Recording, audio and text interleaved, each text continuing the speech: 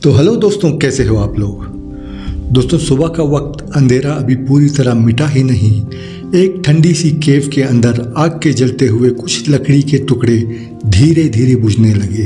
एक केवमैन आधा नंगा पत्थर और जानवरों की खाल में लिपटा हुआ आंख खोलता है। उसके आसपास उसकी छोटी सी ट्राइब सो रही थी। बच्चों की हल्की हल्की सोते हुए सांस लेने की आवाज़ और औरतें जो आग के पास चिपकी हुई हैं। बाहर जंगल की खामोशी और अचानक इस खामोशी के बीच दूर से एक जंगली जानवर की आवाज़ सुनाई देती है। दोस्तों, ये कहानी है केवमैन की ज़िंदगी के एक दिन का स्टार्ट। एक दिन जो सिर्फ जिंदा रहने के लिए जिया जाता है। चलिए इस केवमैन की पूरे दिन की कहानी को देखते हैं।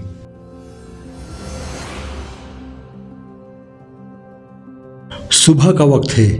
केव के अंदर आग के कुछ जलते हुए लकड़ी के टुकड़े अभी भी हल्की हल्की गर्मी दे रहे हैं। एक केवमैन उठकर सुबह पहले लकड़ी जोड़ता है ताकि आग जिंदा रहे, क्योंकि वो जानता है अगर आग बुझ जाए तो अंधेरी रात उनके लिए मौत बुला सकती है।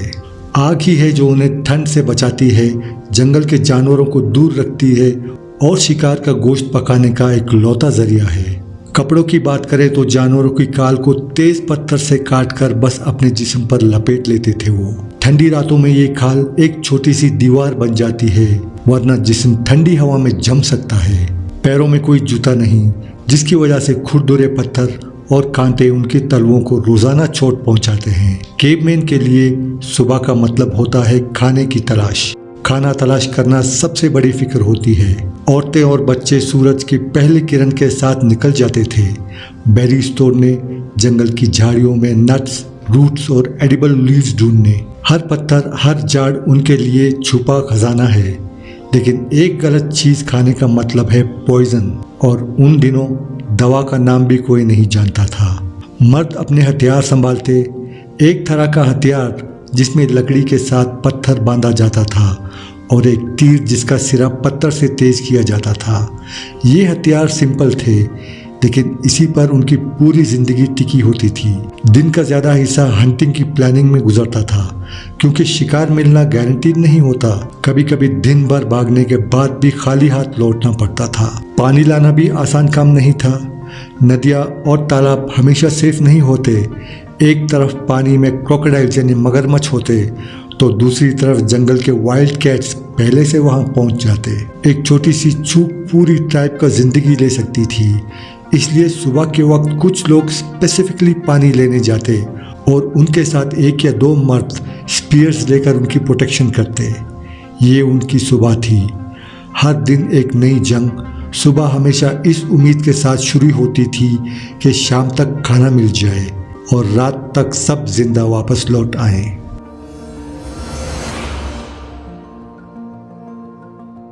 दिन ढलते ही सबसे रिस्की काम शुरू होता था, शिकार।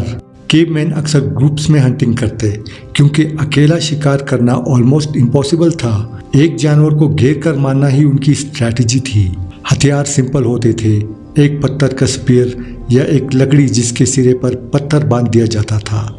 कभी कभी वो पत्थर को तेज करके एरोहेड बनाते। आज उनका टारगेट है एक डियर यानी कि हिरन।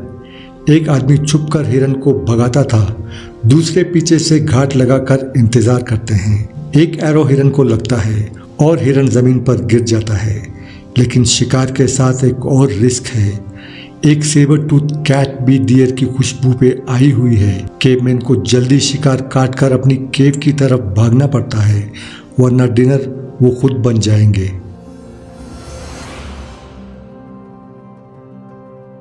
शाम तक जब मर्द वापस आते हैं तो पूरा ग्रुप शिकार का इंतजार कर रहा है। आग के पास हिरन का गोश्त पका दिया जाता है। इस आग की डिस्कवरी ने केवमैन की जिंदगी बदल दी। पका हुआ खाना ना सिर्फ टेस्ट में अच्छा है, बल्कि डाइजेस्ट करने में भी आसान है। फैमिली एक जगह बैठकर खाना शेयर करती है। इस शेयरिंग के कल्चर ने इंसान को बाकी जानवरों से अलग बनाया। प्यार और फैमिली लाइफ सिंपल है। एक आदमी और एक औरत का पैर होता है, बच्चों की देखभाल होती है। क्लैन या ट्राइब 20 से 40 लोगों का होता है। बच्चे सबकी जिम्मेदारी होते हैं। औरतें गैदरिंग करती हैं, मर्द हंटिंग करते हैं और एल्डरली लोग एक्सपीरियंस और कहानियाँ शेयर करते हैं।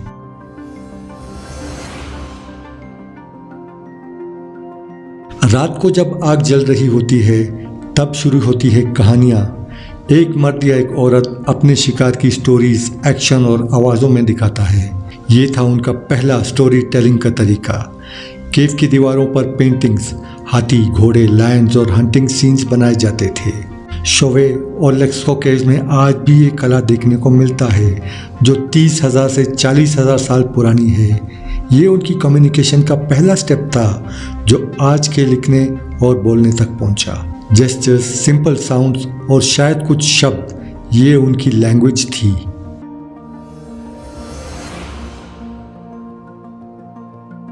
जब सूरज ढलता था तब उनकी असली मुश्किल शुरू होती थी। जंगल में रात को प्रीडेटर्स ज़्यादा एक्टिव होते हैं, इसलिए आग के आसपास सोना उनकी सेफ्टी का तरीका था। हार्डशिप्स हर जगह थी, भूख, सर्दियाँ, बीमारियाँ, एक छोटी सी चोट भी मौत की वजह बन सकती थी। माइग्रेशन भी उनकी ज़िंदगी का हिस्सा था। जब एक एरिया में खाना ख़त्म हो जाता तो पूरा ग्रुप नई जगह सफ़र करता। ये सफ़र कभी दिनों का, कभी हफ्तों का होता था। दोस्तों, एक दिन जो हमें आज इतना सिंपल लगता है, खाना बनाना, पानी लाना, फैमिली के साथ बिताना, प्री हिस्टोरिक केव्स के लिए ये एक स्ट्रगल थी। हर पल सर्वाइवल और मौत का एक खेल था। और फिर भी इसी ज़िंदगी में उन्होंने दोस्ती सीखी, प्यार किया, बच्चों को पाला, कहानियाँ सुनाई और अपनी जनरेशन बढ़ाई। ये सब मिलाकर केवमैन ने वो फाउंडेशंस रखी जिस पर आज की मॉडर्न सिविलाइजेशन खड़ी है। दोस्तों, हम उनसे ज़्यादा अलग नहीं हैं, बस हमारी दुनिया बदल गई है। और अगर आपको ये वीडियो अच्छी लगी तो लाइक करें और चैनल को सब्सक्राइब करना मत भूलें। मिलते हैं एक और नई कहानी में। तब तक अपना और अपनों का ख्याल रखना।